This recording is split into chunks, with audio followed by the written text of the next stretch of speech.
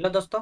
तो आपको थंबनेल में ही दिख गया होगा कि यह आपका बिहार शिक्षक पात्रता परीक्षा के लिए जो आपका 2025 में एग्जाम होने वाली है उसका पीवाईक्यू पे इसका मतलब उसी को टारगेट करके हम पीवाईक्यू प्रैक्टिस सीरीज करने वाले हैं, जिसमें से हम लोग आज देखेंगे 21 में 2024। तो 2024 में जो भी पीवाईक्यू क्वेश्चन आया था उस पर क्वेश्चन करने वाले हैं और उसका प्रीवियस क्वेश्चन देखने वाले हैं। और यह आया था फर्स्ट शिफ्ट में, तो इसका प्रीवियस क्वेश्चन करेंगे।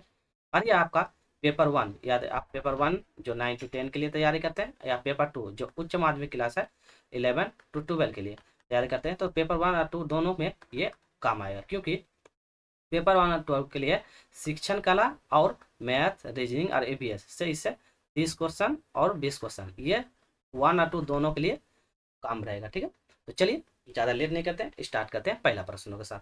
तो हम लोग आज करेंगे पहला प्रश्न से नहीं करेंगे, हम लोग पहले मैथ रीजनिंग एबीएस और जीके जिसमें से 20 क्वेश्चन आता है इसको पहले सोल्व कर लेंगे।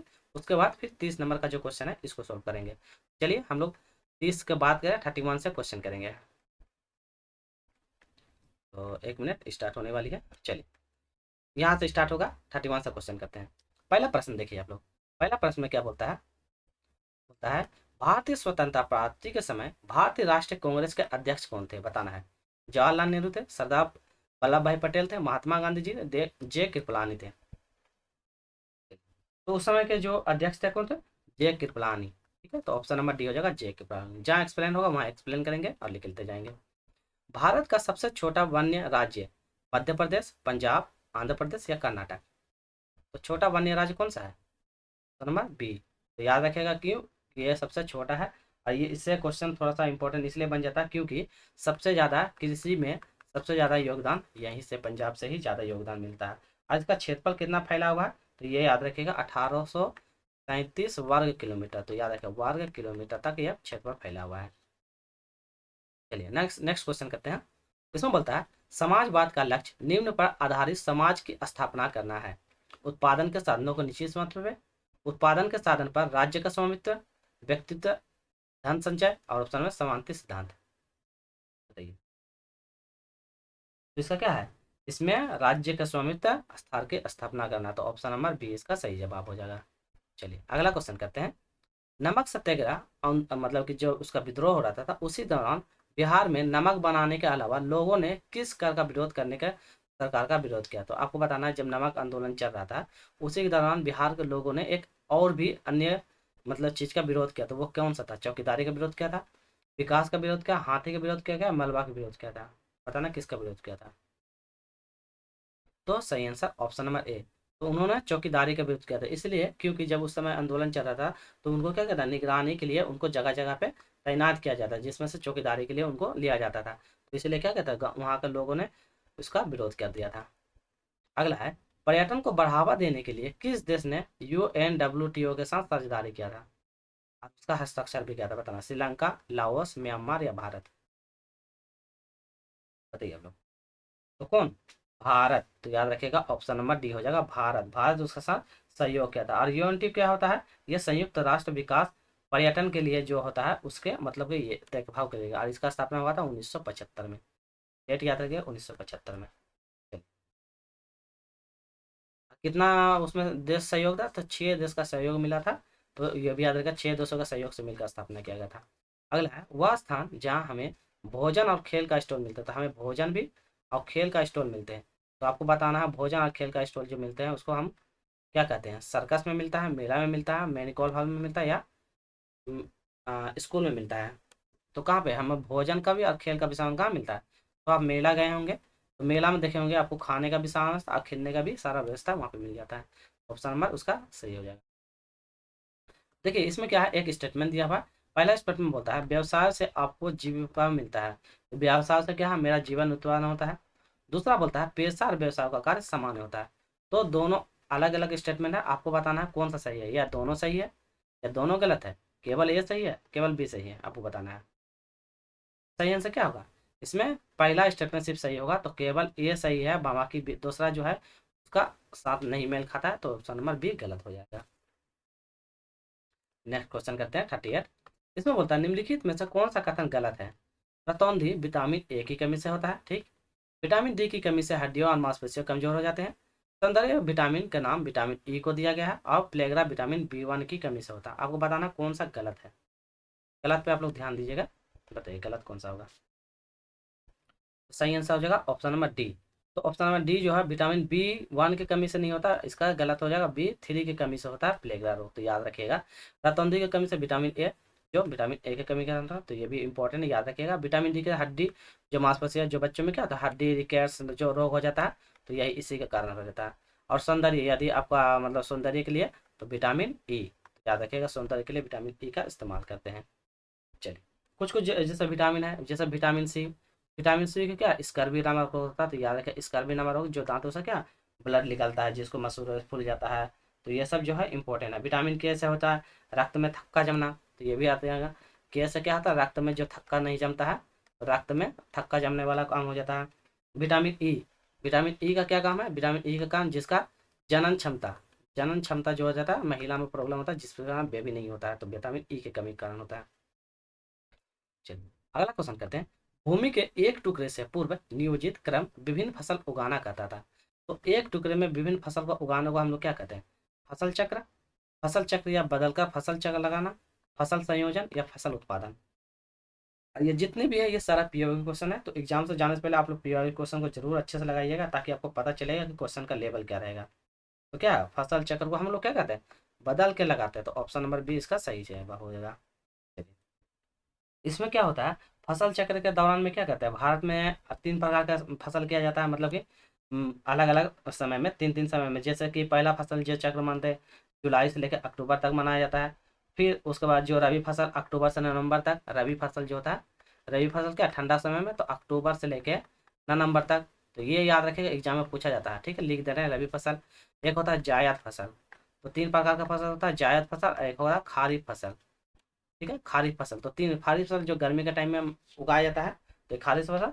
और जायद फसल होता है जिसको हम लोग क्या कहते हैं, ये भी उसी के दौरान में ही आता है, मतलब कि थोड़ा सा बरसात के मौसम में ही माना जाता है। खारिफ फसल जो जुलाई से अक्टूबर, ये जुलाई से लेकर अक्टूबर के बीच में खारिफ फसल हो जाता है, और अक्टूबर से नवंबर हो गया। और जो फसल बच जाता है ये मार्च और जून, तो ये हो जाएगा मार्च और जून।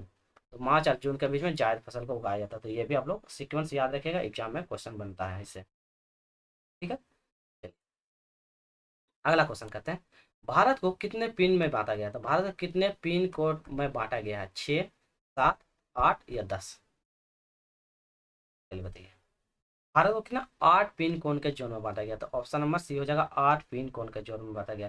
देखिए पिन कोड का संरचना रहता है 8 रहता है, तो 8 में क्या क्या रहता है, जो पहला अंक रहता है वो देश को दर्शाता है, तो फर्स्ट अंक जो रहता है यह देश को दर्शाता है, तो थोड़ा बहुत आप लोगों को इसके बारे में नॉलेज रखना। और आखिरी जो रहता है लास्ट वाला, तो आखिरी वाला जो रहता है, आखिरी वाला, तो आखिरी में क्या रहता है, इसमें जो वहाँ का 3 डिजिट रहता है, 1 2 3, 3 डिजिट जो रहता है ये डिलीवरी जो करता है वहाँ का डाकघर को दर्शाता है जहाँ से ये भेजा जाता है, ठीक है। तो डाकघर, तो याद रखिएगा डाक घर को बताता, कभी एग्जाम में पूछ दे तो याद रखिएगा। और एक जो रहता है आयताकार छेद का परिमाप, नहीं आयताकार बोलते हैं, तो यही ये याद रखिएगा पहला और अंतिम। चलिए नेक्स्ट क्वेश्चन है। आयताकार छेद के परिमाप की गणना के लिए लंबाई और चौड़ाई जोड़ते हैं, तो लंबाई और चौड़ाई जोड़ते हैं, मैथ से क्वेश्चन आएगा, मैथ में से आपका 5 क्वेश्चन रहेगा। चलिए बताइए। तो देखिए आयत के चौड़ाई की लंबाई चौड़ाई, तो आयत है ये, तो देखिए यहाँ फर्स्ट लंबाई, फर्स्ट लंबाई, तो एक लंबाई एक लंबाई, 2 लंबाई हो गया, एक चौड़ाई 2 चौड़ाई, तो 2 चौड़ाई, तो 2 लंबाई और 2 चौड़ाई, तो 2 बार हो जाएगा, तो सही आंसर 2 बार, फर्स्ट फर्स्ट सेकंड सेकंड, तो 2 बार जोड़ते हैं। नेक्स्ट क्वेश्चन करते हैं। एक घन और घनाभ दो आसन किनारे के कोण, तो घन और घनाभ पूछा, तो देखिए ये घन घनाभ, ठीक है, घनाभ के आसन कोणों का योग पूछा है, कौन होता है, तो क्या कितना होता है आप बताइए, लोग पढ़े होंगे। तो देखिए ये वाला बोल रहा है बीच वाला, तो ये वाला जो कोण कितना डिग्री होता है, तो ये 90 डिग्री कोण आता है, तो ऑप्शन नंबर ये इसका सही जवाब हो जाएगा। इसमें देखिए 43 में, इसमें देखिए आपको जोड़ के बताना है, तो देखिए यहाँ 36 है, यहाँ -12 है, देखिए प्लस माइनस क्या हो जाएगा माइनस हो गया, इसलिए माइनस लीजिए। यहाँ भी प्लस माइनस क्या हो जाएगा -12, ये -24 ना, तो 24। अब इसको जोड़िए तो 36, और यहाँ माइनस माइनस दोनों जोड़ेगा तो क्या -36, तो क्या हो जाएगा आंसर जी, ऑप्शन नंबर सी हो जाएगा 0। अगला क्वेश्चन करते हैं। दो के सभी गुणज कहलाते हैं, तो दो के जितने भी गुणज है वो कहलाते हैं, क्या कहते हैं, अपवर्तक, विषम संख्या, सम संख्या, पूर्णांक। दो से जितने भी मतलब डिवाइड होते हैं उसको हम क्या कहते हैं, सम संख्या कहते हैं, तो उसको कहते हैं सम संख्या, तो याद रखिए। नेक्स्ट करते हैं, आगे की ओर बढ़ते हैं हम लोग, देखते हैं। देखिए क्वेश्चन पढ़िए आप लोग अच्छा से। एक होटल है, इसमें प्रति रात रुकने का खर्च कितना, 785 रुपये, एक दिन रुकने का 785।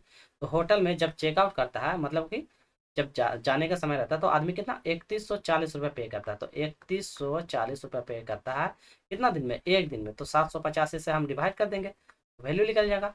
या फिर आप 785 को ही उस नंबर से गुना कर दीजिए जो यहाँ पे पाँच चार ऑप्शन है, 4 से डिवाइड करके दीजिए, ये बराबर वैल्यू आ जाएगा, तो आंसर आ जाएगा। इसको काटिएगा 4 बार में, आप गुना करके देखिए, इसको 4 से मल्टीप्लाई कीजिएगा तो 140 आ जाएगा। तो ऑप्शन नंबर क्या हो जाएगा, सी। चलिए, एकदम बहुत आसान आसान क्वेश्चन है। दिए गए विकल्प में विषम संख्या बताना है, तो आप बताए विषम, झुंड, सेना, सैनिक और मंत्रिमंडल। तो क्या हो जाएगा इसमें विषम संख्या, तो एक प्रकार का आप लोग बताइए।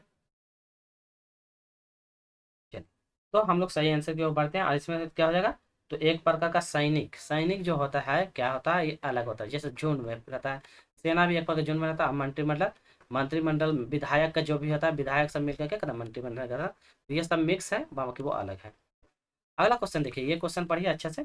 देखिए यहाँ पे थोड़ा सा स्टेटमेंट गलत दिया है, ए बी दिया हुआ है, स्पेस छोड़ा हुआ है, फिर बी ए बी दिया हुआ है, फिर एक स्पेस छोड़ दिया, तो बी ए बी सी फिर दिया हुआ, फिर एक छोड़ के फिर ए दिया हुआ, फिर एक छोड़ के सी और बी दिया हुआ है। तो आपको उसको बताना है ये करके क्या होगा फिर नेक्स्ट।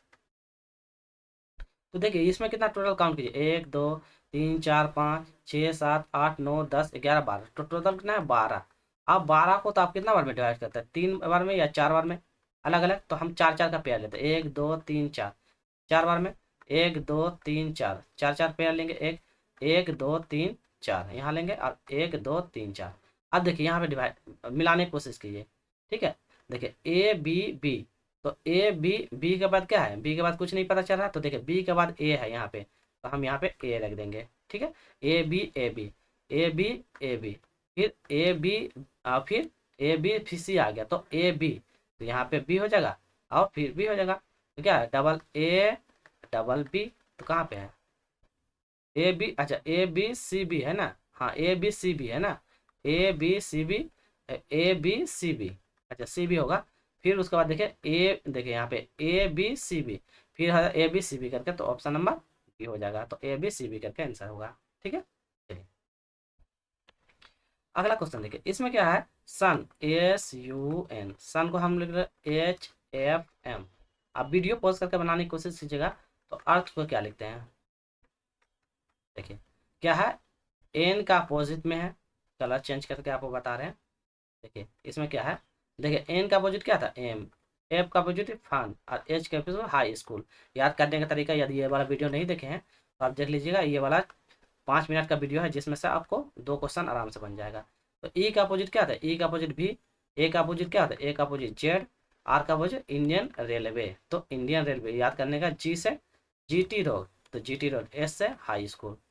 इस तरह करके याद करने का तरीका बताएं, तो जो नहीं देखें तो देख लीजिएगा। तो VZIGS, तो VZIGS ऑप्शन नंबर बी।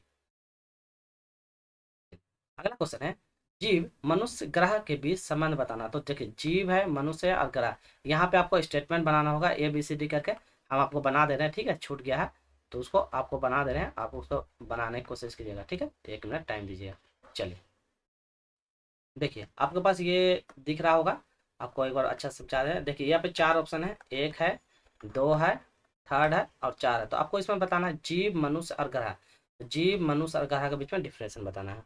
तो देखिए आप कैसे ये बनाइए, देखिए ग्रह क्या है, एक अलग हो जाता है, तो डिफरेंट में जाइए, तो डिफरेंट ये है, यहाँ पे देखिए मिक्स है, यहाँ पे भी मिक्स है, और यहाँ पे भी देखिए ये आ जाता है। यदि हम इसको अंदर ग्रह के अंदर में लेंगे तो जीव और मनुष्य, तो ग्रह में तो पता नहीं चल रहा है ना, तो ग्रह में बहुत सारा है, तो ये भी नहीं होगा, तो ऑप्शन नंबर ये कट गया। अब देखिए ये ग्रह अलग हो गया, और क्या हो जाएगा, जीव के अंदर में क्या आ जाएगा, मनुष्य आ जाएगा, तो जीव के अंदर मनुष्य, तो ऑप्शन नंबर बी सही होगा, तो ऑप्शन नंबर बी हो जाएगा, ठीक है। चलिए तो यहाँ सही आंसर बी हो जाएगा। चलिए अगला क्वेश्चन देखिए, यहाँ पे दिया हुआ ABCDE 5 स्कूल है, स्कूल का नाम दिया हुआ, A E B के बीच में है, तो E D के दाईं ओर बैठा हुआ है, यदि C D O के छोर पे हो तो C के बाईं ओर गया। तो इस टाइप का क्वेश्चन में क्या करना है, देखिए सबसे पहले देखिए पढ़िए, ए जो है E और B के बीच में है, तो हम लेके E और B, E और B के बीच में कौन है, ए, फर्स्ट स्टूडेंट लेते हैं पहला, और दूसरा 2 स्टेटमेंट लेके हमेशा चलेंगे। देखिए पहले ई और बी के बीच में तो हो सकता है इधर अगल बगल में, तो हम दूसरा बार में लेंगे, बी को इधर कर देंगे और ई को इधर कर देंगे, बीच में ए को बैठाएंगे। ठीक है, चलिए इस तरह करते हैं। तो पहले हम ई और बी दोनों लिए और बीच में ए बैठाएं, पर इसमें से दोनों को उलट दिए इसलिए ताकि हमको पता तो चलना चाहिए ना कि ए हो सकता है इधर की ओर से बैठा हुआ है, उधर की ओर से, ऐसा कर लिए। चलिए क्या बोलता है, ई डी के दाई ओर है। तो देखिए ई जो है डी के दाई ओर, तो देखिए डी के दाई ओर में ई है, तो डी के दाई ओर क्या बोलता है, डी के दाई ओर ई है। तो देखिए डी के दाई ओर, तो डी मान लो हम यहाँ देते हैं। ठीक है, सबको क्या कहता है, ऊपर की ओर देख रहा है। ठीक है, तो सब ऊपर की ओर देख रहा है, तो डी के दाई ओर है ई, तो ये तो बाई ओर है, तो गल जाएगा। तो क्या बोलता है, डी ई जो है डी के दाई ओर है, तो अभी तो फिक्स नहीं है, तो डी के मान लो हम यहाँ डी बैठाते हैं, डी के दाई ओर, ये तो बैठ जा रहा है। फिर बोलता है यदि सी और डी दोनों छोर है, तो देखिए सी और डी दोनों छोर में है, तो सी भी छोर में है और डी भी छोर में, छोर मतलब लास्ट में, तो देखिए सी और डी लास्ट में बैठा हुआ है। आप बताना है, तो सी बाई ओर, तो देखिए डी के बाई ओर ई हो गया, तो सी के बाई ओर कौन है, तो देखिए सी है, तो सी के बाई ओर, तो सी के बाई ओर कौन, बी, तो सही आंसर ऑप्शन नंबर बी। कहीं पे है तो देखें क्या हो जाए, ऑप्शन नंबर बी इसका सही जवाब हो जाएगा। ठीक है, चलिए इसी तरह करके आपको बनाने की कोशिश कीजिएगा, वीडियो को थोड़ा पॉज कीजिएगा और इसको बनाने की कोशिश कीजिएगा। चलिए 50 क्वेश्चन हो गया। अब हम लोग करेंगे 30 क्वेश्चन, जो यहाँ था 1 से लेकर 30 क्वेश्चन, उससे चलिए आगे बढ़ते हैं। तो हम लोग यहाँ पे आके आप यहाँ से फर्स्ट क्वेश्चन की ओर बढ़ते हैं। फर्स्ट क्वेश्चन से स्टार्ट करते हैं। पहला क्वेश्चन बोलता है स्मृति स्तर पर शिक्षण की विधि। तो स्मृति स्तर पर शिक्षण के क्या क्या विधियाँ हो सकती है आपको बताना है। पहला क्वेश्चन विषय केंद्रित, शिक्षक केंद्रित, शिक्षार्थी केंद्रित या समस्या समाधान केंद्रित। तो क्या होगा, स्मृति स्तर पर विषय केंद्रित होता है, तो ऑप्शन नंबर ए इसका सही है। तो विषय केंद्रित सही होगा। इसमें क्या होता है, विषय केंद्र में इसमें क्या होता है, छात्र विषय को क्या कहता है, याद करने का कोशिश करता है और उसको क्या करता है, बार बार दोहराने की कोशिश करता है। तो इसमें क्या कहता है, याद और दोहराना, तो दोहराने की कोशिश करता है, तो याद और दोहराने की कोशिश। इससे क्या है, 30 क्वेश्चन आता है शिक्षण कला से, ऊपर बता दे रहे हैं। देखिए यहाँ शिक्षण कला है, इससे 30 क्वेश्चन रहेगा, तो आप यहाँ से करते हैं 30 क्वेश्चन। ठीक है, चलिए क्वेश्चन नंबर 2 की ओर बढ़ते हैं। इसमें बोलता है बच्चों को विशेष तथा उदाहरण देने से पहले उन्हें प्रस्तुत किया जाना चाहिए। तो बच्चों को उदाहरण देने से पहले क्या करना है, अमूर्त नियम और सिद्धांत देना चाहिए, समान नियम का सिद्धांत देना चाहिए, जटिल नियम का सिद्धांत देना चाहिए और कठिन नियम का सिद्धांत देना चाहिए। तो बच्चों को क्या देना चाहिए बताइए। तो उसे क्या, सबसे पहले बच्चों को हम सामान्य नियम का सिद्धांत बताएंगे। उदाहरण देने से पहले हम क्या करें, सामान्य नियम का सिद्धांत बनाएंगे, ताकि इसमें क्या होगा, बच्चों उससे मतलब कि उसके माइंड में एक प्रकार का संरचना विकसित हो, इसीलिए। ठीक है, तो इसे हमें बच्चों को सबसे पहले सामान्य, देखिए जटिल और कठिन ये सब तो बच्चों को कभी करवाए नहीं, इससे क्या बच्चों भाग जाएगा। अमूर्त जो होता है 6 से लेकर जो ऊपर होता, मतलब कि मूर्त और अमूर्त होता था। अमूर्त जो होता है 11 से लेकर 12, 11 से जो ऊपर बच्चे रहते हैं उनके लिए ये वाला सिद्धांत काम करता है, जिसमें से तार्किक रीजनिंग वीजनिंग कर सकता है। ये जीन पियाजे का सिद्धांत दिया था, अब लोग पढ़े होंगे। जीन पियाजे का सिद्धांत था SPCF, sensory motor experience, pre compression, concrete और फैक्टर। तो इसको बोलता है पूर्व संगात्मक, ये बोलता है अमूर्त और मूर्त, ये वाला सिद्धांत दिया था, जिसमें से पहला था 0 से 2 वर्ष के लिए था, फिर 2 से लेकर 4 वर्ष का था, नहीं 2 से 6 था, और 6 से लेकर यहाँ पे 12 था, और 12 प्लस। ठीक है, इस तरह करके दिया था सिद्धांत। अगला प्रश्न है भावनात्मक क्षेत्र उप समूह की सही क्रम बताना। भावनात्मक क्षेत्र का उप समूह का सही क्रम आपको बताना है। पहला है भाग लेना, प्रतिक्रिया देना, मूल निर्धारण करना, चरित्र चिंतन करना। भाग लेना, प्रतिक्रिया देना, चरित्र चित्रण, मूल का निर्धारण करना। भाग लेना, मूल्य का निर्धारण करना, प्रतिक्रिया देना, संगठित करना, और अगला वाला भाग लेना, प्रतिक्रिया देना और लास्ट में चित्रित करना। अब बताइए, अच्छे से क्वेश्चन को पढ़िए। भावनात्मक क्षेत्र का उप समूह क्रम। वीडियो को पॉज कीजिए और बनाने की कोशिश कीजिए।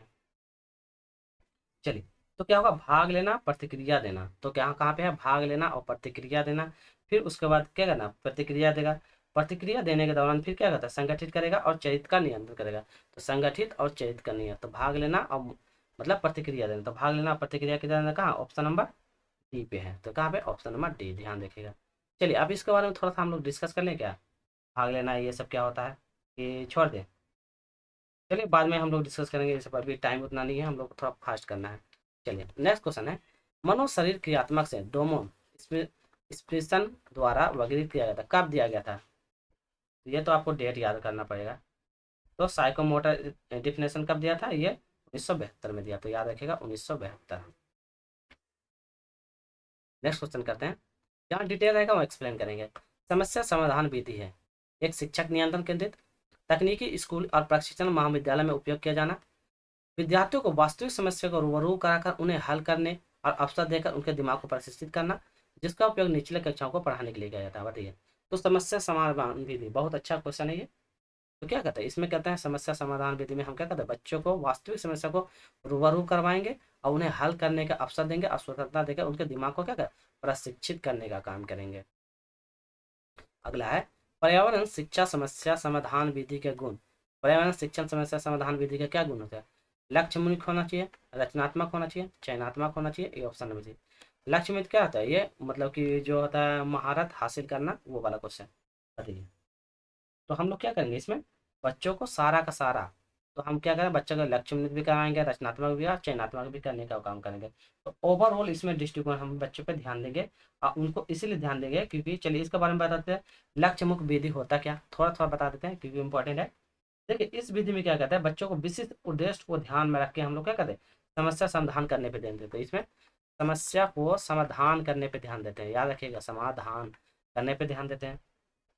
चलिए अगला है रचनात्मक विधि। रचनात्मक विधि क्या है, रचनात्मक विधि में क्या है, इसमें बच्चों को विभिन्न दृष्टिकोण, अलग कलर चेंज करके बताते हैं, 4 ऑप्शन में। देखिए इसमें बच्चे के लिए विभिन्न दृष्टिकोण का अपनाते हैं, विभिन्न दृष्टिकोण को, दृष्टिकोण, तो हम बच्चों के लिए क्या विभिन्न दृष्टिकोण को अपनाते हैं और नए नए जो भी समस्या है, नए नए खोज के लिए प्रेरित करते हैं, नए नए खोज, नए नए खोज के लिए हम प्रेरित करते हैं। ठीक है, चलिए अगला क्वेश्चन, अगला में है, इसमें क्या बोलता है, चयनात्मक। चयनात्मक तो आपको पता ही होगा, चयनात्मक में सेलेक्ट करने का काम करता है। तो हम इसको क्या, बच्चों को चयन करेंगे और उसको अवसर देंगे, चयन करके अवसर देने का काम करते हैं, अवसर देंगे, चयन और अवसर देने का काम करते हैं। 8 नंबर, नाटक या रोल प्ले का उद्देश्य नहीं है, तो आप नहीं देकर ध्यान दीजिए। मनोरंजन आनंद, तो ये तो सही है। सामाजिक कौशल का विकास, ये भी सही है। बातचीत करके कौशल का विकास करना, रिहर्सल अवश्य करवाना, तो कौन सा नहीं पूछा। चलिए, तो क्या हो जाएगा इसमें, तो इसमें हो जाएगा, क्या हो जाएगा, रिहर्सल करवाना, ये जो होता है इसके नाटक के क्या उद्देश्य नहीं है, बाकी ये सब नाटक आनंद का उद्देश्य है। चलिए नेक्स्ट क्वेश्चन करते हैं।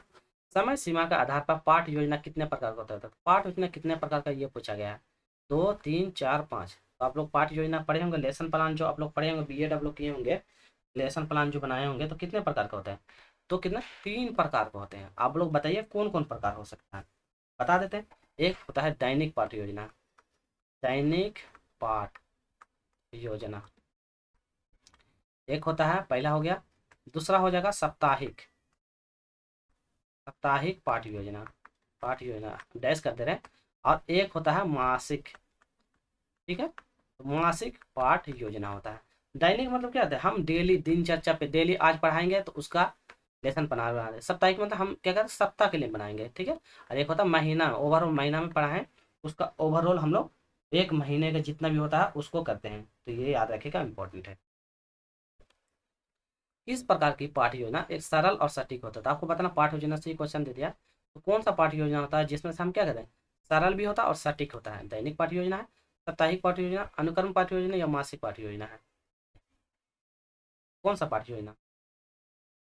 तो चलिए, तो क्या होता है दैनिक पाठ्य योजना, दैनिक मतलब क्या, डेली। आप जो डेली बनाते हो वो क्या आप लोगों के लिए सबसे सरल भी हो जाएगा और आसान भी हो, क्योंकि मान लो जैसे आज मान लो आप पढ़ाना 1857 की क्रांति, तो आज पढ़ाना तो आज ही के बारे में पढ़ाना, आज के बारे में लेसन पढ़ाना बनाएंगे और बच्चों को पढ़ा देंगे, इसी के बारे में हम कंप्लीट कर देंगे। तो यही इस तरह करके। अगला क्वेश्चन है, सूक्ष्म शिक्षण विधि के जनक है, पेट ऑफ टाकर, मैक कोलर, किप्टर, DW एलन और किड्स स्टेशन। तो इसका जनक कौन है, DW एलन और किड्स स्टेशन, तो ऑप्शन नंबर डी हो जाएगा।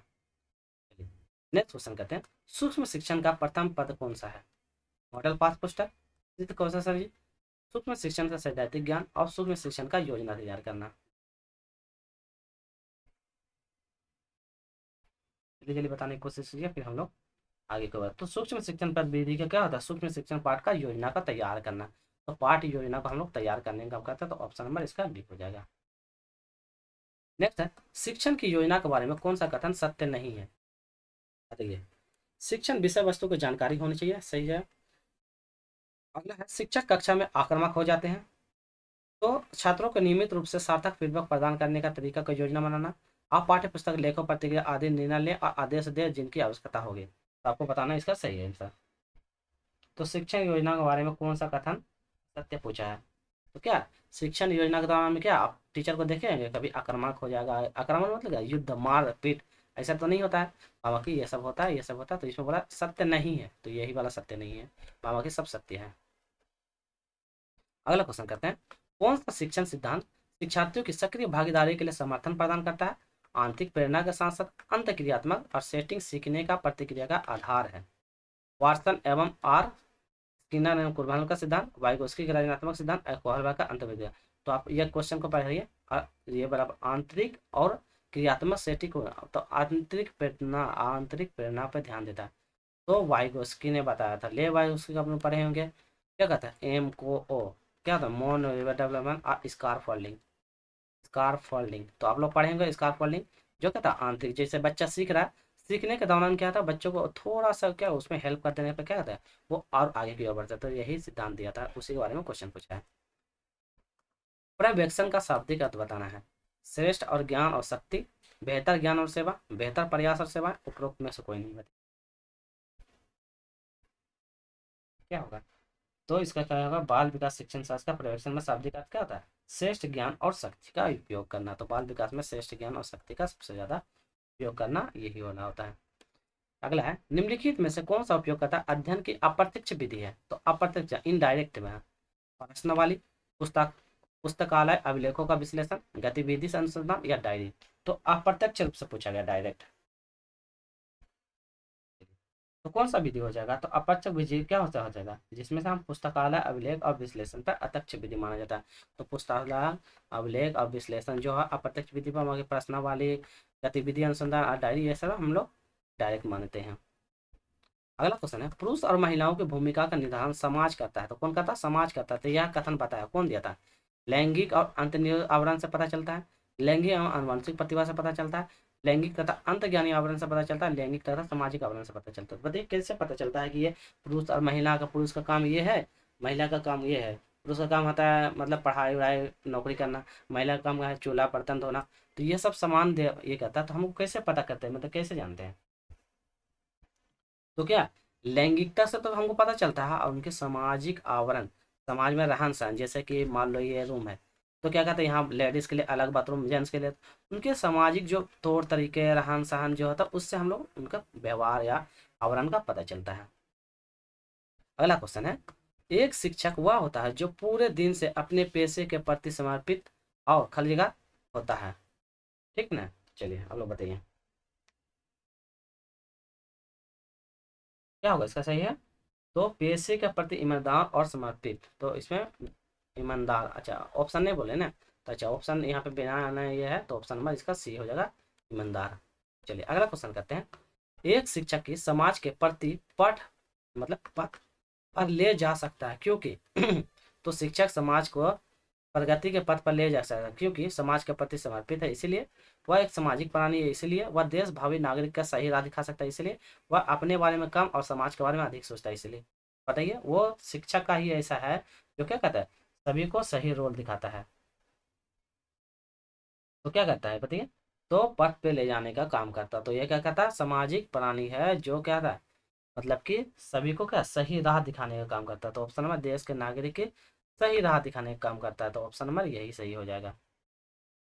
अगला क्वेश्चन है 20, शिक्षा में स्वतंत्रता का क्या अर्थ होता है, मतलब विद्यालय के नियमों को विरोध की भावना, छात्र द्वारा अपनी इच्छा से कुछ भी करने से स्वतंत्र, मतलब स्वयं की स्वतंत्रता विकास और दूसरे स्वतंत्रता की पहचान करे ताकि वह समाज के ढंग से विकसित हो, शिक्षक मतलब शिक्षक जैसा सोचते हैं वैसे पढ़ने के लिए स्वतंत्र, तो बताना शिक्षा में स्वतंत्रता का क्या संबंध है,